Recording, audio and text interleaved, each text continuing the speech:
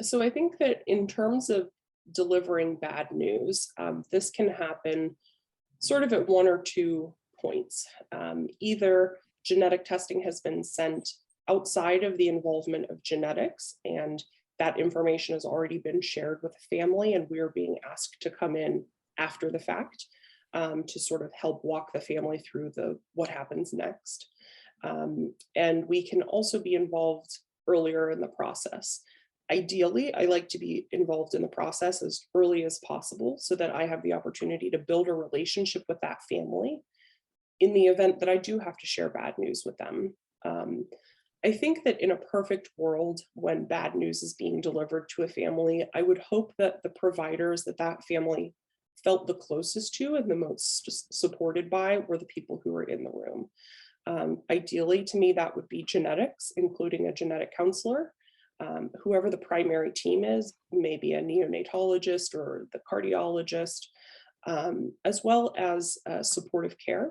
I'm a huge advocate of involving our supportive care team, who certainly does participate in end of life care, but they are involved in so much more than that, and can help families through the complex, the navigating of getting a genetic diagnosis and the decision making that sort of happens at each fork in the road, and supporting them through all of that, as well as end of life care if it does come to that.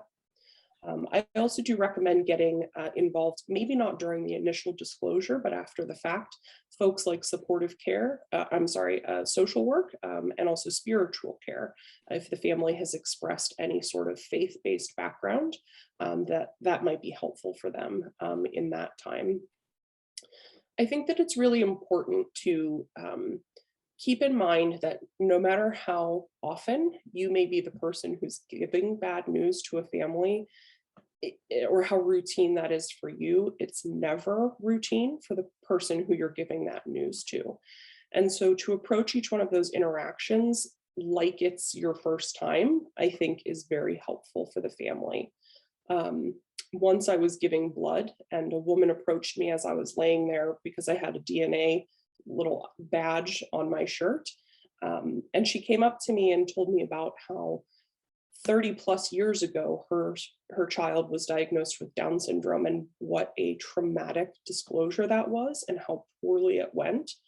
And I still reflect to this day how much of an impact that must have made on her in order for her to still be thinking about that experience 30 years later. And so each time that I go into a room to deliver bad news to a family, I want to make sure that I'm doing the best job that I can and making sure that the people who will support this family are in the room if they can be. So that's providers, that's their supportive family members. If they can't be there in person, I invite people to be there on the phone, and to be careful about the way that we're explaining things.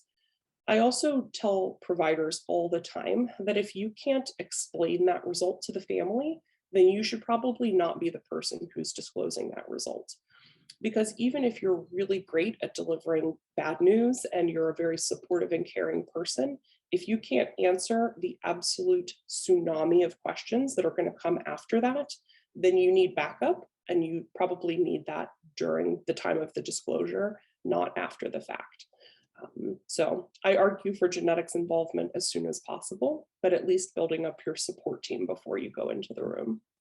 After giving a diagnosis to a family, especially if it's a hard diagnosis, one can expect a wide range of emotions. And even if you have a good relationship with that family, it's never fair to guess how that family might react.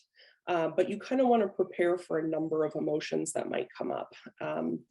So things like anger, certainly guilt, sadness. Some families feel relief. Some people are happy to be able to finally have an answer for what's going on. Some families are in denial. They don't believe the result that's been given to them. They have questions about how accurate the testing may be, or are you sure? Is there something else that we should check? And there's lots of questions that come along with these feelings.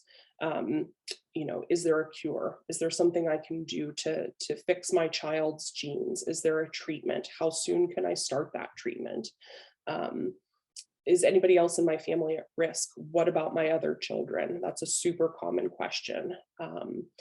Is there something that I did to cause this? Why me? Why my child? These are all really common questions that we get. And I think that we should be prepared to answer all of them. They may not all come up, but certainly these are things that a lot of families bring up.